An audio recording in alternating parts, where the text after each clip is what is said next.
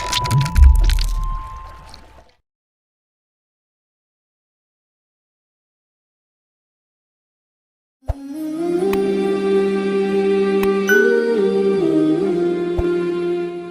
Haji Raden As'ad Syamsul Arifin bukanlah wali mastur atau kekasih Allah yang diperintahkan untuk menyembunyikan identitas kewaliannya dari manusia.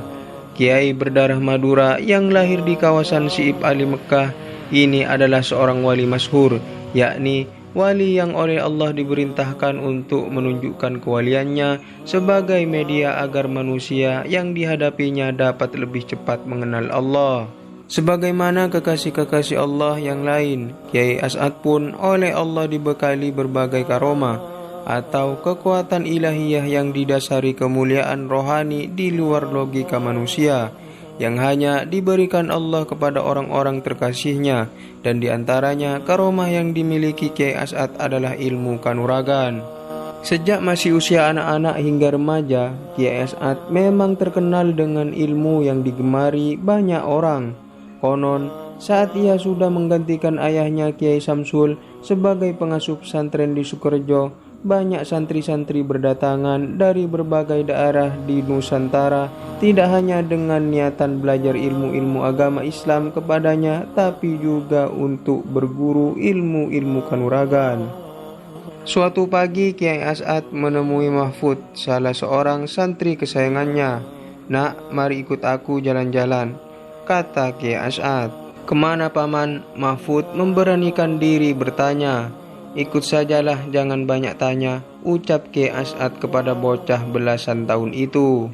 Mahfud tidak memanggil kiai kepada Kiai As'ad sebagaimana lazimnya santri kepada kiainya.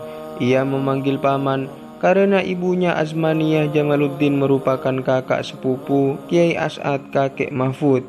Jamaluddin adalah kakak kandung Kiai Haji Raden Syamsul Arifin, ayah Kiai As'ad.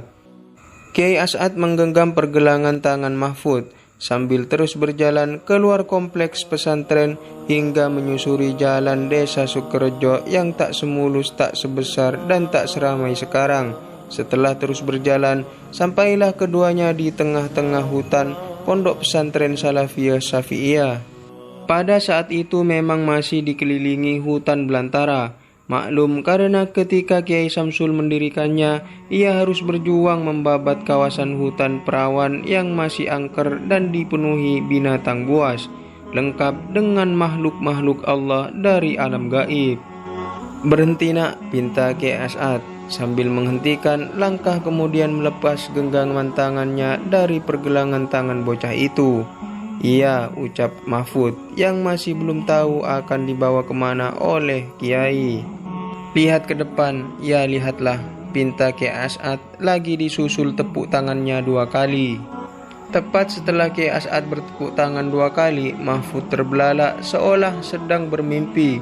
Ia melihat seluruh pohon-pohon kokoh yang menjulang di hadapannya hingga sejauh matanya memandang perlahan-lahan melengkung, persis sebagaimana orang yang sedang ruku dalam sholat.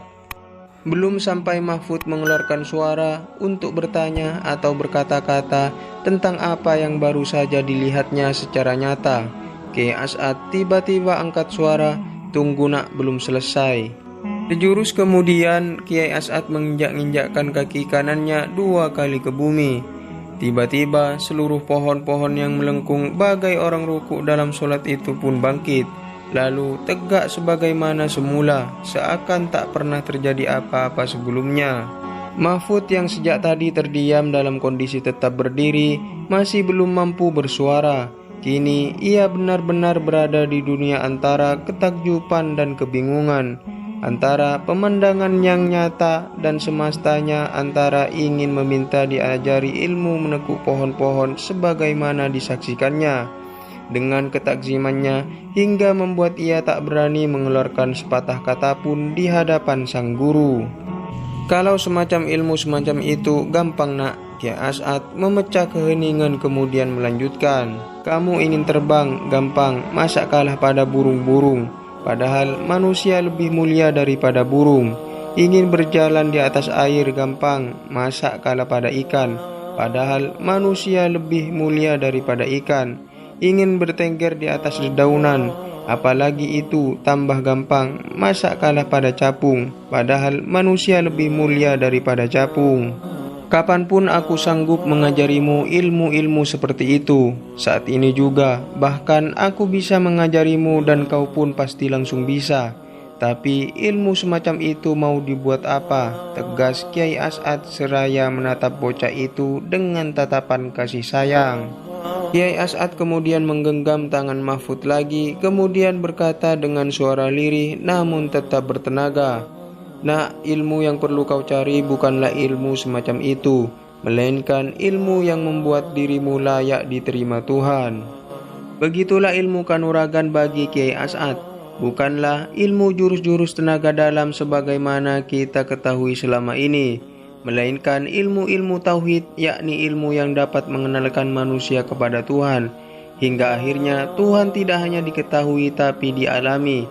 Pengalaman ilahiyah dengan nuansa rohani seperti itulah yang diharapkan Kiai As'ad kepada Mahfud, juga kepada kita semua agar sampai kepadanya memperoleh ridhonya. Wallahu a'lam bishawab.